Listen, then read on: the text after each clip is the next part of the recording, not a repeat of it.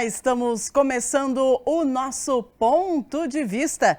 E o assunto de hoje são as bets, os impactos sociais e jurídicos das bets no Brasil.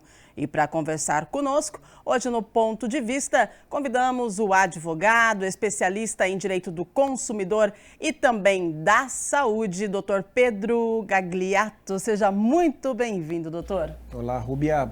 Boa tarde. É um prazer participar e discutir sobre esse assunto tão importante na nossa sociedade contemporânea, na sociedade atual. Muito bem. Vamos lá, gente. Olha, as apostas esportivas online criaram um mercado bilionário no país por meio de uma presença em massa nas TVs e redes sociais, mas o dinheiro gasto nas chamadas bets tem causado endividamento e também problemas de saúde mental em famílias, provocado impacto em setores da economia, consumo e poupança. De acordo com estudos e pesquisas, a conta é cara. Um levantamento feito pelo Itaú mostrou que os brasileiros perderam 23,9 bilhões de reais em apostas esportivas entre junho de 2023 a junho deste ano, com impacto principalmente sobre os mais pobres. Segundo o estudo, as bets movimentaram no total cerca de 68,20 bilhões de reais no país no período desde a regulamentação das apostas esportivas, que aconteceu em dezembro de 2018. E o mercado vem aí se estruturando de forma progressiva com a chegada das bets. Doutor Pedro, bets, são as bets, os jogos, Primeiro vamos esclarecer ao nosso público o que são as bets. Somente são os jogos de azar? Somente são as apostas esportivas, Qual é o contexto das bets? Rubia, as bets você pode considerar plataformas digitais online que operam e que exploram a atividade de apostas esportivas, que são as chamadas apostas em cota fixa, que é aquela aposta que você sabe que o resultado pode ser A, B ou C, no caso de um jogo de futebol, por exemplo. Também as bets operam com apostas em jogos online, que são os e-games, aqueles videogames digitais, online, aquelas competições realizadas principalmente entre adolescentes. E, finalmente, as bets também são aquelas plataformas que operam com jogos de azar. O mais conhecido aqui no Brasil, para ilustrar, o chamado jogo do tigrinho. Tá? Essas três modalidades de bet, elas estão contempladas e têm a possibilidade de participarem dessa regulação, que a gente vai discutir aqui, desde que cumpram uma série de requisitos exigidos, estabelecidos nessa nova legislação de 2023, que regulamentou a legislação de 2018, que é uma lei federal que legalizou a operação, que legalizou a atividade, mas somente agora, em 23, que nós tivemos a regulamentação, a especificação, então, de como ela deveria acontecer. Explicado, muito bem explicado para você que está em casa, então, o que são as bets, e há quem diga que o setor começou a ganhar força se aproveitando da conexão com que a tecnologia promoveu aí no cenário do isolamento social durante a pandemia. Qual é o seu ponto de vista, doutor, referente ao ganho de força das bets? Realmente, o senhor acredita que foi na pandemia? Rubia, nós tivemos dois fatores naquele período da pandemia, vamos falar assim, de 2020 a 2022. O primeiro fator, a legalização da atividade no Brasil. Aconteceu em 2018 com uma lei federal, como eu disse, que permitiu que empresas brasileiras ou estrangeiras explorassem essa atividade no Brasil. Entre 2018 e 2023, quando saiu finalmente a regulamentação, ficou-se uma área cinzenta, sem que as regras fossem tão bem explicadas ou estabelecidas. Ficou um jogo onde as empresas, nem os apostadores, nem a sociedade sabiam exatamente os limites, o que poderia ser ético, antiético, legalizado ou fora da lei, enfim. E justamente a pandemia, ela chegou justamente nesse período, que estava permitido, mas não estava regulado. E aí sim, a tecnologia, a questão do isolamento, a questão psíquica das pessoas naquele momento, provavelmente sim, pode ter sido uma mola propulsora para que a atividade alcançasse patamares ainda desconhecidos aqui no Brasil. Muito bem, então nós passamos aí a regulamentação que aconteceu em 2018, foi 2018 isso? A legalização E 23 finalmente a regulamentação. Exato. Então tá, então a legalização, aí depois a pandemia, o isolamento social, né?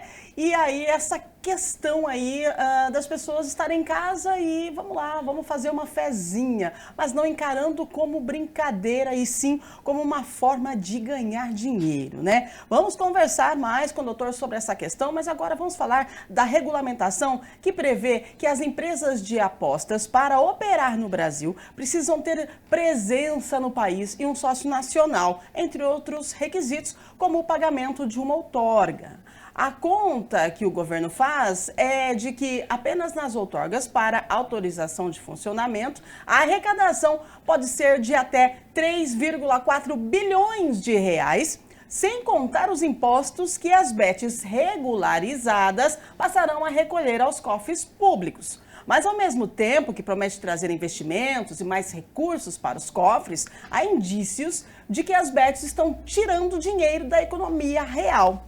E aí, doutor, o que acontece? Regulamentação, pagamento de impostos, né? Mas para onde estão indo esses impostos? E como é que fica aquela família que está tirando, que a gente sabe das situações que existem, né? A família tirando aí até da própria mesa para poder apostar em bets. Qual que é seu ponto de vista sobre essa faca aí de dois gumes? Bom, Rúbia, a regulamentação ela visou aumentar a transparência e o acesso dos apostadores e da sociedade geral às bets. Também visou e visa criar uma arrecadação tributária, porque até então, entre 2018 e 2023, centenas, talvez milhares de bets operaram no Brasil, com brasileiros, arrecadando valores de brasileiros, sem sequer pagar um centavo de imposto aos cofres públicos. Então, a Bet, dentro dessa realidade, o governo ele verificou essa necessidade, não era nenhuma oportunidade,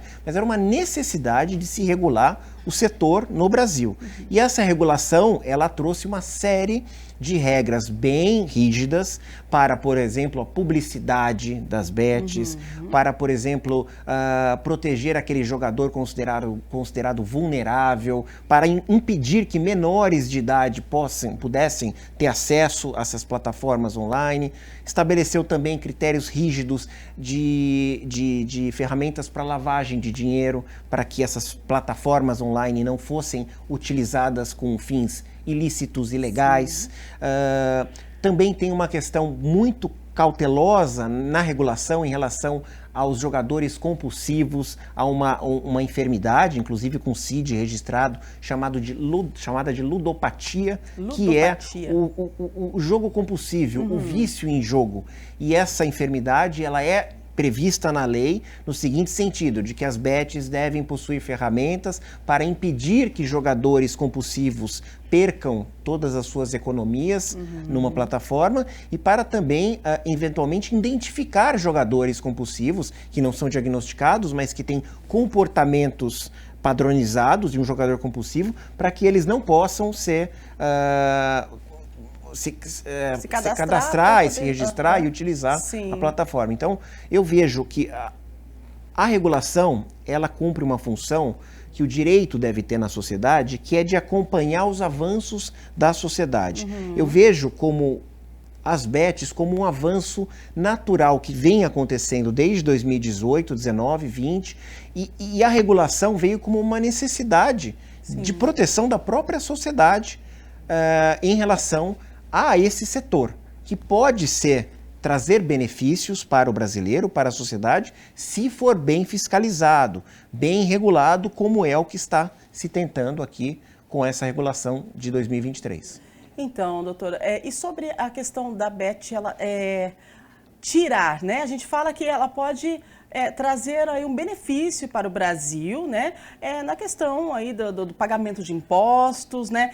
E nessa questão de tirar, né? Do apostador ou do jogador, se é assim que se diz, né? Quem utiliza aí essas plataformas, né? Como é que o senhor avalia essa questão? A pessoa, ela tem lá um investimento, às vezes recebe o salário hoje, fala, poxa, eu vou aplicar aqui. Daí ela aplica, é igual a situação que a gente vê do jogo do Tigrinho, que aconteceu aí com várias pessoas que nós temos na mídia, isso não é segredo para ninguém. Gostaria da sua avaliação referente a essa situação aí, da pessoa acabar investindo tudo que tem e ficar a ver navios. Rúbia, eu vejo da seguinte forma, o Brasil já tem na sua cultura a participação em jogos e apostas, jogos de azar. Se a gente vier de lá de trás, a gente já fala em loteria esportiva, a gente tem loteria federal, temos até um costume que é o jogo do bicho, que é algo fora da lei, uma infração penal, porém é algo que faz parte da cultura, especialmente do Rio de Janeiro. A questão das bets, elas vêm como uma evolução de algo que já vinha acontecendo desde antes de 2018. O que eu vejo agora é que com essa proteção da regulação, eu enxergo que existem ferramentas para minimizar o impacto, a perda da sociedade, do comércio, por exemplo, em relação a isso. Como eu dou alguns exemplos aqui. Com a regulação das bets, um apostador, para que ele se cadastre num site de apostas, ele precisa comprovar a sua renda mensal. Ele precisa demonstrar o quanto ele ganha.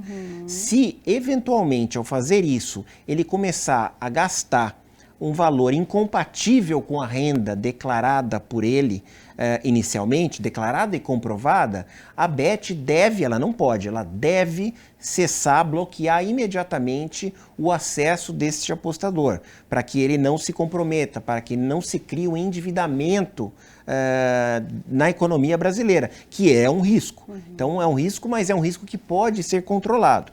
Eu não estou dizendo aqui que é algo que não acontece, que não vai acontecer. Questão de vício em jogo, questão de endividamento, até questões sociais, problemas familiares podem ocorrer por conta das bets. Mas há outros setores também, como por exemplo o tabaco, indústria de bebidas, que também oferecem riscos para a sociedade e que são hoje muito bem regulados. O tabaco é um bom exemplo disso.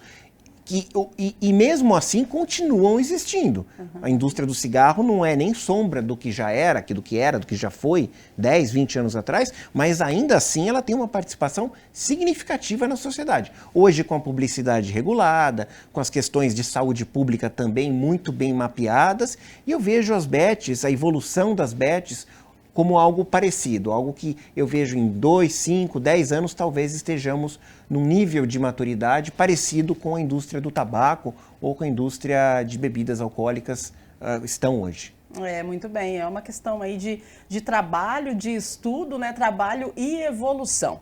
Olha, o Ministério da Fazenda divulgou no dia 1º de outubro uma lista de empresas de apostas que começaram a se regularizar e por isso poderão seguir operando aqui no Brasil. Por outro lado, desde o dia 11, todas as plataformas de apostas que não estiverem devidamente regulamentadas começaram, né, desde o dia 11, a ser banidas aqui no Brasil. Em meio a esse cenário de regulamentação e fiscalização, o Supremo Tribunal Federal, aliás, né, foi chamado a analisar a constitucionalidade e os limites dessa atividade no Brasil. Você acredita na exclusão total das bets, doutor?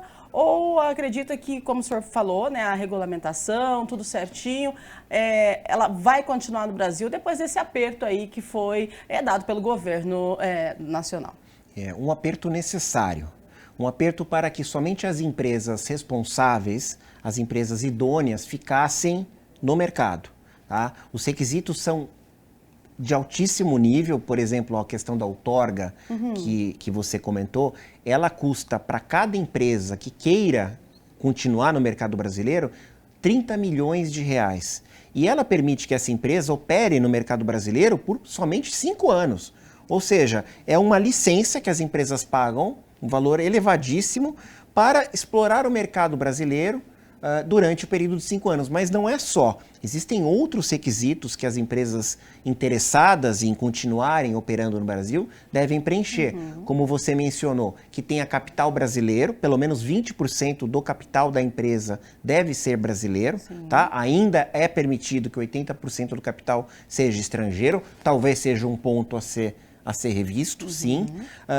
Há a obrigatoriedade, a necessidade hoje, é mandatório, na verdade, de que as empresas tenham domicílio no Brasil, que antes não tinham, recolham impostos no Brasil, o que não acontecia antes, tenham diretores brasileiros, pessoas físicas residentes no Brasil como responsáveis pela empresa, caso a empresa não cumpra com as suas obrigações, tenha que arcar com algum prejuízo ou com alguma indenização em relação aos apostadores, aos consumidores ou ao próprio governo, essas pessoas vão responder em nome da empresa, e que a empresa tenha uma série de aparatos tecnológicos que permita que ela vasculhe a existência de lavagem de dinheiro, de esquemas de origem ilícita, que permita a identificação de jogadores patológicos, que impossibilite o acesso à plataforma de menores de idade e outras ferramentas que conheçam bem os seus clientes, os seus apostadores, uma série de ferramentas de governança corporativa, de compliance, que tornam o setor hoje mais seguro para os apostadores do que estava anteriormente. A realização da audiência pública em 11 de novembro pelo STF é um marco importantíssimo, é um evento que visa, o STF deseja ouvir da sociedade os desafios, as dificuldades desse setor que está começando agora no Brasil de forma mais profissionalizada, digamos assim, e eu vejo como uma oportunidade, de novo, para que essas empresas que manifestaram interesse em serem reguladas, que já se cadastraram junto ao governo e que estão aguardando apenas a outorga, apenas a aprovação do governo para efetivamente começarem a operar da forma lícita, da forma regulada, para que elas possam fazer isso, aí sim, da maneira mais correta, sem que tenha concorrência de outras empresas que insistem até hoje em divulgar os seus sites aqui no Brasil e que estão sendo gradativamente derrubadas pela Anatel, que já tem tecnologia para isso, já tem condições para permitir que somente as empresas legalizadas, reguladas, continuem operando. Muito bem. O doutor falou sobre essa audiência pública. O ministro Luiz Fux, ele agendou, então, essa audiência pública para o dia 11 de novembro. E os temas vão ser discutidos aí com os efeitos das apostas esportivas sobre a saúde mental dos jogadores, assim como o impacto econômico dessa prática sobre o comércio local e o equilíbrio financeiro das famílias brasileiras. Lembrando que é uma audiência pública, né? Mas a fala de um advogado do setor de aposta diz que o setor do varejo, né, que está reclamando muito, está usando as apostas como um bode expiatório. Qual que é o seu ponto de vista, doutor, referente a essa fala? Rubia, eu fiz questão de pesquisar essa fala do impacto que o setor de apostas estaria trazendo ao comércio, por exemplo. E eu não achei dados conclusivos ainda sobre isso. O que eu pesquisei é que existe uma sensação de que pode haver sim um impacto. A pessoa, ao invés de comprar presentes de Natal ou de gastar com o supermercado, ela pode estar apostando, mas isso ainda não tem números conclusivos, tá? Então é algo para que, por exemplo, seja trazido, levado para a audiência pública, como outros setores também possivelmente impactados, saúde pública, até mesmo o Ministério do Esporte em relação à manipulação de resultados, que é outro ponto sensível que a lei das bets pode trazer, um aumento no risco de manipulação de jogos, de resultados de jogos esportivos, mas mesmo assim, e aí a função do STF vai ser ouvir esses setores da sociedade, inclusive advogados e representantes do Ministério Público e outros setores, para então, eventualmente, fazer ajustes na regulamentação. Acho que tudo é passível de ser ajustado. Também eu vejo que, com o tempo, naturalmente, a regulação e a lei, ela deve se ajustar à sociedade, às necessidades da sociedade. Um ponto que eu estava aqui conversando um pouquinho antes aqui da nossa entrevista é a questão da destinação das verbas para o setor da saúde pública. Infelizmente, a saúde pública acabou ficando com uma fatia muito pequena da destinação orçamentária, da receita orçamentária das BETs. Estima-se que haverá uma receita orçamentária muito alta, oriunda dos tributos que serão cobrados das BETs. A gente está falando aqui nas cifras de bilhões de reais ao ano. E, por exemplo, para a saúde pública, será destinado apenas 1% deste montante, deste valor. Então, com certeza, é algo para ser revisto, é algo para ser ajustado. Mas eu não vejo como necessário ou uma coisa tão alarmante a ponto de que as BETs sejam extintas do Brasil. Eu acho que é possível de ser ajustado, regulamentado e, com certeza, com a maturação dos jogos e da própria legislação, a tendência é que tenhamos uma regulamentação mais adequada à nossa sociedade. Muito bem, até por conta da audiência pública, é importante que as pessoas participem, né? Não sei como é que vai ser a forma, mas acredito que terá aí a forma de você participar online, né? Então, é importante participar. Vamos lá, de forma geral, a maioria dos usuários de BETs enxergam a atividade como uma forma de conseguir o dinheiro rápido. Isso é complicado. Pior, aos que confundem apostas com investimento. Olha só, um levantamento do Banco Central, divulgado em setembro, mostrou que as casas de apostas receberam 10,5 bilhões de beneficiários do Bolsa Família de janeiro a agosto de 2024. Os pagamentos foram feitos via Pix. O presidente da Federação Brasileira dos Bancos, a FEBRABAN, o Isaac Sidney, defendeu a transferência via Pix para empresas de BETs, defendeu que ela seja proibida, né? A transferência via Pix. Qual que é o seu ponto de vista, doutor, referente aos pagamentos, né, da questão aí de Pix, já que a gente tem essa situação lamentável, né, de pessoas que têm aí o Bolsa Família e que o Bolsa Família foi para as BETs, mas agora a gente já sabe que o governo já está cortando, né, essa questão aí. Primeiramente, Uber, falando aqui da questão da motivação do apostador, há uma portaria que é uma regulamentação da regulamentação, junto a essa lei federal das BETs, que determina critérios para a publicidade das BETs. E isso já está implementado, já está valendo. Da mesma forma que a indústria do tabaco foi, a publicidade da indústria do tabaco foi altamente regulada e até banida, o mesmo está acontecendo com as BETs, nesse momento regulada, no seguinte sentido: a BET não pode passar a ideia de que aposta é investimento, aposta é ganhe dinheiro fácil.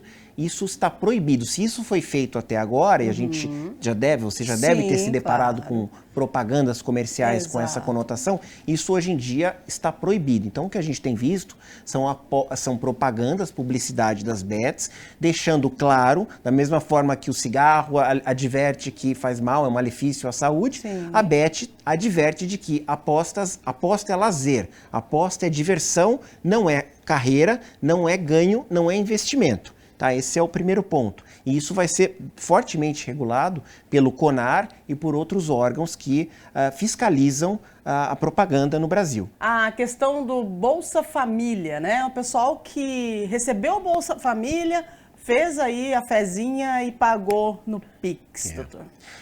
Essa informação, ela foi alarmante, ela chamou muito a atenção da sociedade, foram bilhões de reais apostados, isso no mês de agosto agora, pouco tempo atrás. E neste ponto especificamente, o governo federal já está tomando as medidas junto às BETs para que seja proibida a utilização do cartão do Bolsa Família em apostas. Isso pode ser feito através de um controle do CPF do beneficiário do Bolsa Família, pode ser feita uma série de medidas para que se impossibilite, se proíba que um beneficiário do Bolsa Família aposte os recursos que devem servir para a subsistência da pessoa. Em segundo lugar, outras medidas estão sendo tomadas para evitar o endividamento da população.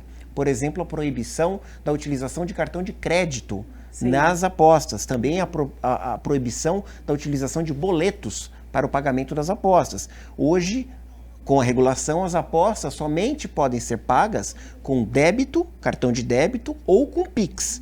Estuda-se a possibilidade de proibir o Pix, porque seria uma facilitação, uma facilitadora muito grande, poderia estar estimulando de uma forma exagerada. Isso é algo com certeza que pode ser levado na audiência pública do dia 11 de novembro também, tá? Mas hoje o que a gente tem já é uma movimentação no sentido de ferramentas para proibir a utilização de recursos originados do Bolsa Família e a proibição de qualquer instrumento de crédito para a realização de apostas, como é o caso do cartão de crédito e o caso de boletos. Olha, que conversa, hein? Meu Deus do céu, gente, quem nunca, né? O pessoal que está em casa aí se empolga, às vezes está rolando ali a rede social, aparece lá uma publicidade te convidando, né, para você apostar, para você jogar. Só que é o seguinte, te convido para você jogar e aí o jogo, que era para ser uma diversão, acaba se tornando um problemão. E aqui nós estamos falando com o Dr. Pedro Gagliato sobre os impactos sociais e jurídicos das bets, né? Você já jogou? Já sabe como é que funciona? Então, e agora com essa regulamentação é importante que a gente saiba, né, dos impactos que as bets podem trazer para o Brasil. E aí nós falávamos também da questão aí dos pagamentos, né, dos impostos e que podem ser revertidos, né, para a educação, para a saúde, enfim. E daqui a pouquinho, depois do intervalo, nós continuamos a nossa conversa falando das bets aqui no Brasil. O que você acha disso? Qual que é seu ponto de vista? Fica com a gente, daqui a pouquinho a gente volta.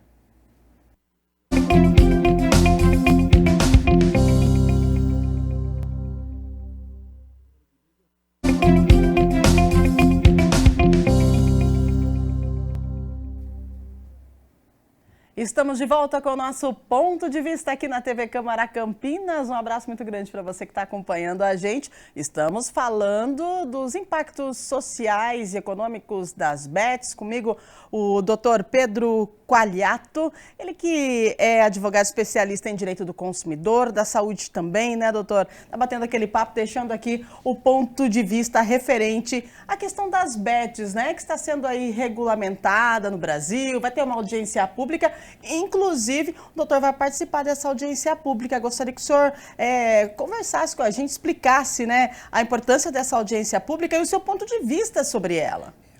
Bia, como eu falei anteriormente, a participação na audiência pública ela é permitida para todos os setores da sociedade. Então haverá empresas de bet, representantes da área da saúde, representantes de associações, eventualmente do Ministério do Turismo, Ministério do Esporte.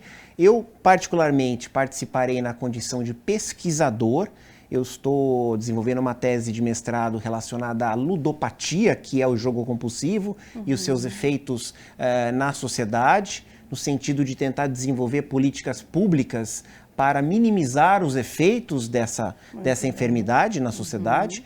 Então, cada um que estará lá presente, que se habilitou e deve estar presente em Brasília para conversar com o ministro Fux, para que sejamos ouvidos pelo ministro Fux, levará os seus anseios, as suas preocupações, as suas possíveis soluções, até podendo se pensar, por que não, a utilização de modelos comparativos de outros países que já têm uma legislação mais desenvolvida, mais madura no setor de bets. A gente tem, por exemplo, a Inglaterra, a Itália, são países que já têm uma cultura e uma legislação com mais de uma década desenvolvida e já operando e já adaptada. Claro que cada país tem a sua realidade, a sociedade brasileira é a única, mas alguns exemplos podem sim ser utilizados aqui no Brasil, por que não? Coisas que deram certo, outros pontos que não deram certo em outros países. Então tudo isso pode ser levado na audiência pública, pode ser levado aos legisladores, que são os autores do projeto de lei, da regulação, para eventualmente fazerem vetos, ajustes, regulamentos e portarias que regulam e que especificam um pouco mais do que já está definido em lei. e é nesse sentido que estarei lá presente em 11 de novembro. Muito bem, importante mesmo. Agora, sobre essa questão da saúde, né? A saúde mental, principalmente a saúde mental versus bets, doutor. O senhor falava sobre os rendimentos que serão aplicados em diversas áreas, né? Aqui no Brasil. E aí, infelizmente, nós temos a notícia de que a fatia para a área da saúde é menor. Qual que é o seu ponto de vista sobre isso, já que a gente está aí numa controvérsia, porque estamos falando de algo que afeta muito a saúde mental se a pessoa não tiver aquele equilíbrio. E aí, justamente para a saúde que veio a menor fatia. Seu ponto de vista referente a essa situação? Esse ponto, Rúbia, com certeza é um dos pontos mais sensíveis da nova legislação, da regulação. Do meu ponto de vista, é inevitável que haja algum tipo de revisão nesta divisão da receita tributária, das bets. Nós temos hoje uma estimativa que já em 2025 haja uma arrecadação acima de 10 bilhões de reais com impostos relacionados às bets. Tanto os apostadores premiados como as empresas serão tributadas. Tá? Isso deve gerar uma arrecadação muito, muito elevada. E dessa arrecadação existe uma divisão que ficou definida com a regulação das bets para cada setor da sociedade. Por exemplo, o Ministério do Esporte ficará com 36% da arrecadação. O Ministério do Turismo ficará com aproximadamente 28%. E, infelizmente, na minha visão, na visão de muitos analistas, outros setores também importantes acabaram ficando com uma fatia muito pequena ou ínfima dessa divisão. Por exemplo, o setor da saúde ficará apenas com 1% da arrecadação, outros setores como a previdência social estou lembrando aqui outros, infelizmente vão ficar com fatias menores. Entendo que uma revisão pode ser necessária e deve acontecer nos próximos meses, porque setores como a da saúde, por exemplo, acabam sendo mais impactados, ou no mínimo tão impactados quanto setores como o turismo e como o esporte. Então eu acho que é uma questão de conversar, uma questão de que as partes envolvidas se reúnam, que os fatores e as justificativas sejam apresentadas para que eventualmente a gente possa ter uma divisão um pouco mais igualitária, um pouco mais justa dessa fatia de arrecadação das bets. Muito bem. Já que é algo que não tem uma reversão, acredito, né, doutor, me corrija se estiver errada, porque igual a tecnologia, tudo que chega no Brasil, vem para ficar, mas a gente precisa de adaptação. A senhora acredita que esse mercado de bets seria mesmo somente a adaptação que veio para ficar? Eu vejo que, caso haja um cenário drástico de, vamos dizer, que a lei seja revogada, é pouco provável que isso aconteça, não é nada provável, mas um cenário apocalíptico de revogação da lei, infelizmente, nós voltaríamos ao cenário que nós estávamos anteriormente, com um setor que existente na sociedade. Acho que as empresas têm condições de burlarem as barreiras digitais que são criadas e, eventualmente, elas têm condições de atrair os investidores, os apostadores brasileiros novamente. Então, eu entendo que é melhor termos um cenário regulado e fiscalizado do que um cenário cinza, onde empresas estrangeiras, algumas vezes sediadas em paraísos fiscais, sem qualquer regulamento de compliance, sem qualquer arrecadação tributária, estejam operando e captando dinheiro dos brasileiros sem dar qualquer contraprestação à nossa sociedade. Ótimo. E agora, falando das bets lá, né? Lá no computador, quando você entra lá e aí você tem um bônus. Isso incentiva, né, aquele jogador compulsivo a continuar jogando. O doutor estava falando aqui sobre os ajustes que estão sendo feitos.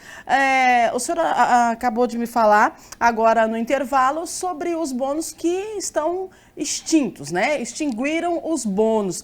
No seu ponto de vista, isso ajudaria em quê, doutor? O bônus, ele foi e é um dos pontos mais polêmicos da regulação. da regulamentação.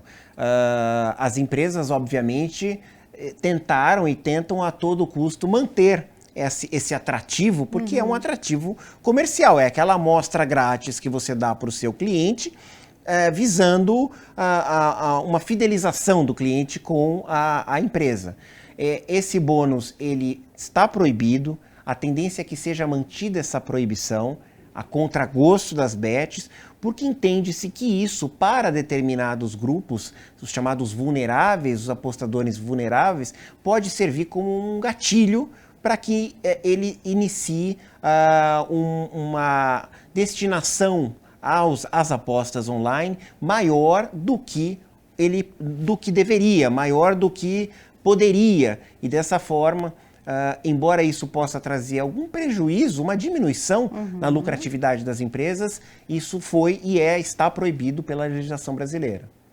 Agora vamos falar do levantamento que foi realizado pela Sociedade Brasileira de Varejo e Consumo e revelou que o segmento mais impactado pela preferência das apostas online foi o de acessórios, incluindo calçados, com 24% dos entrevistados admitindo ter reduzido suas compras desses itens para destinar mais recurso às apostas, né? Na sequência vem o vestuário, 23%, itens de supermercado, 19% e viagens, 19% também.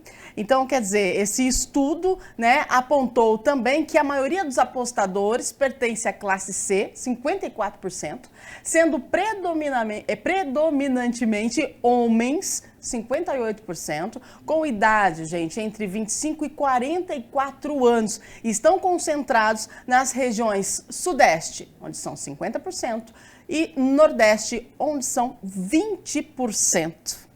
Doutor Pedro, qual que é o seu ponto de vista referente a esse levantamento?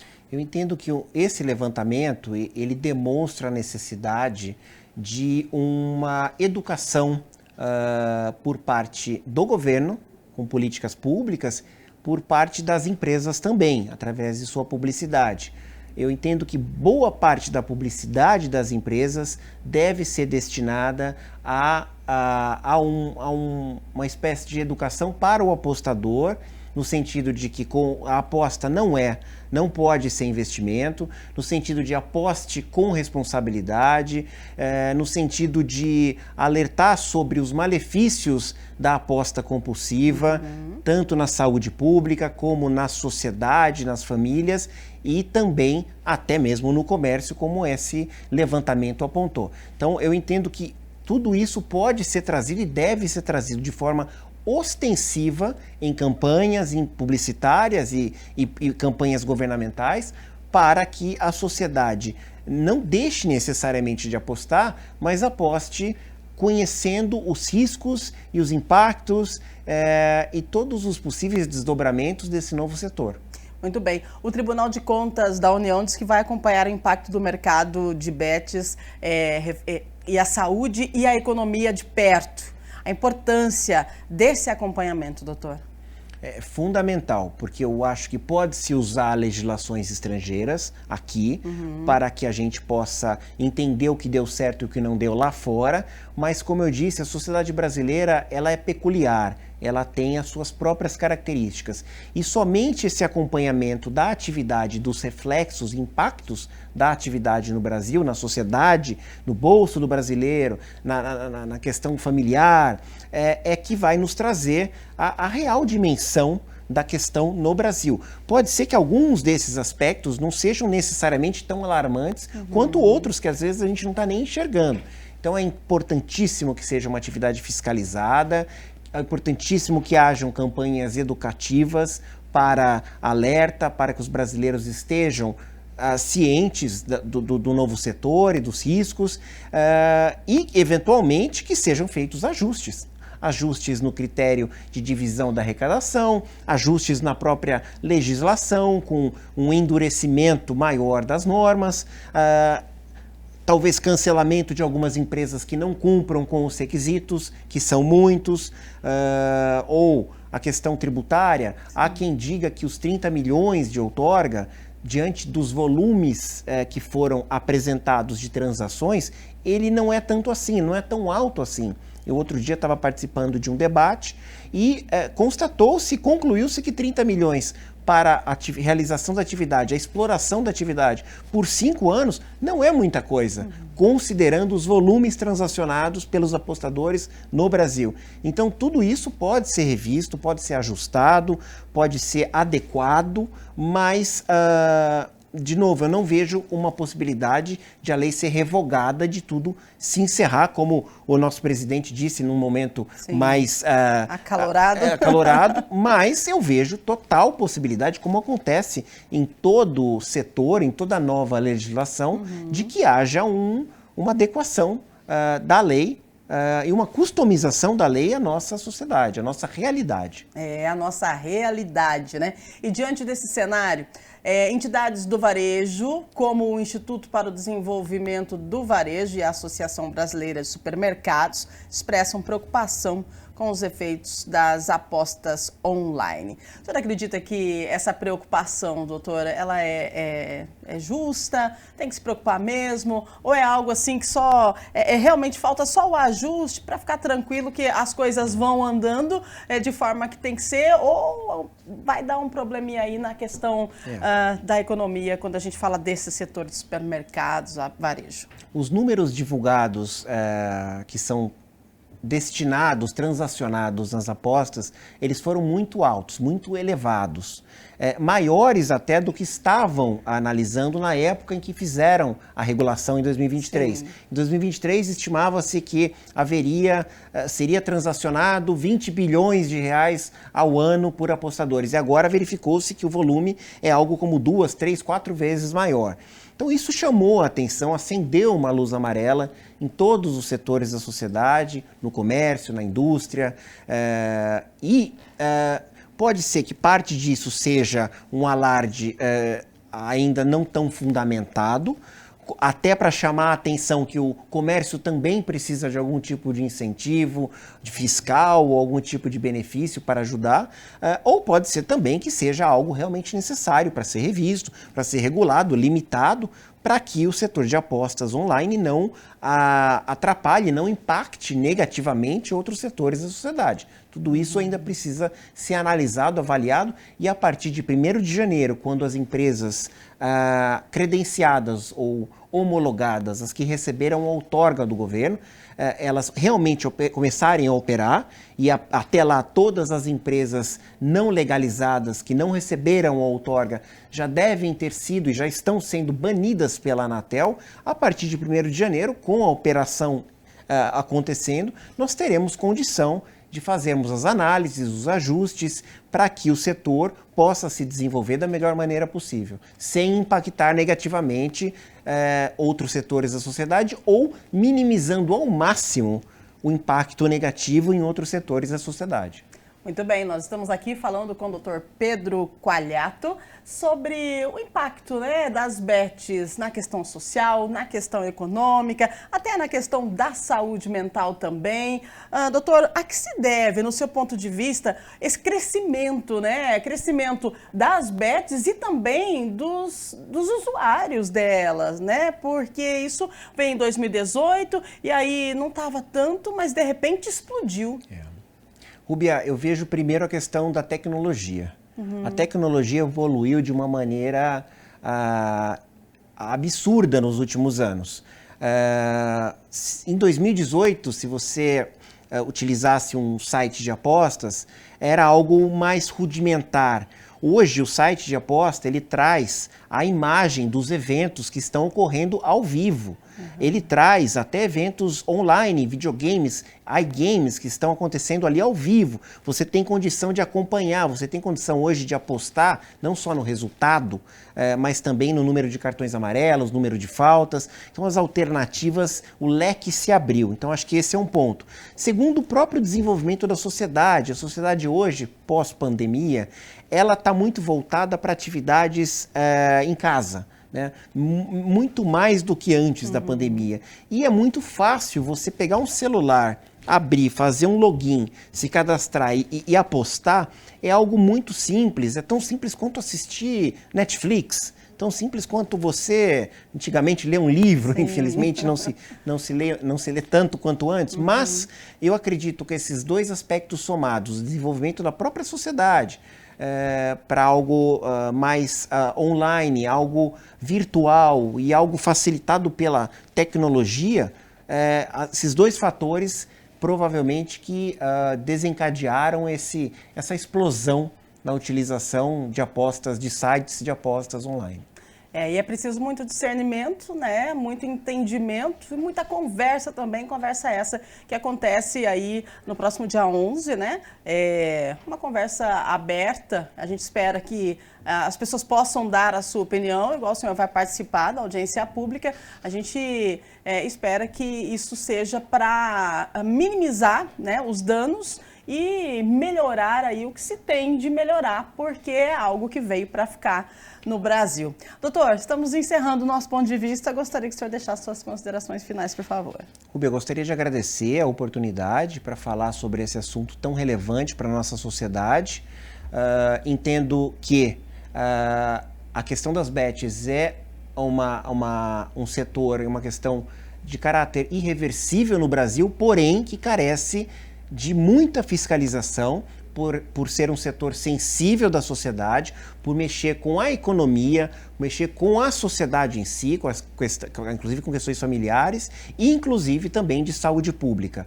Peço que todos estejam bastante atentos, que possam, se puderem, participem dos debates, participem da audiência pública, seja virtualmente, seja presencialmente, tragam as suas sugestões, os seus anseios, queixas. Eu acho que assim, e somente assim, nós teremos o desenvolvimento de um setor saudável para a sociedade, porque é o que se busca. Tanto as empresas idôneas que estão agora explorando essa atividade, como os apostadores, eles precisam de um setor saudável, do mais saudável possível para a sociedade. E o próprio governo também, não só pela arrecadação, mas também por todas essas razões que a gente falou aqui hoje.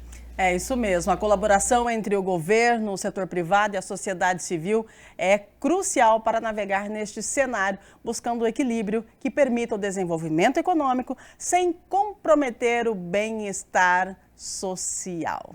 Doutor Pedro Galhato, acertei? Coalhato. Pedro Coalhato, obrigada pela sua participação com a gente aqui no Ponto de Vista, obrigada por disponibilizar o seu tempo e trazer informações tão relevantes aí para o nosso dia a dia, algo que está em ascensão e a gente sabe que só veio para ficar e vai continuar e a gente precisa aí de muita atenção para poder lidar com as bets que estão aí nesse mundo e vieram para ficar aqui no Brasil. Muito obrigada, doutor. Eu que agradeço, Rúbia, foi um prazer. Valeu, gente. Abraço grande para você. Obrigada pela sua audiência, pela sua companhia. E a gente se vê aqui na programação da TV Câmara Campinas.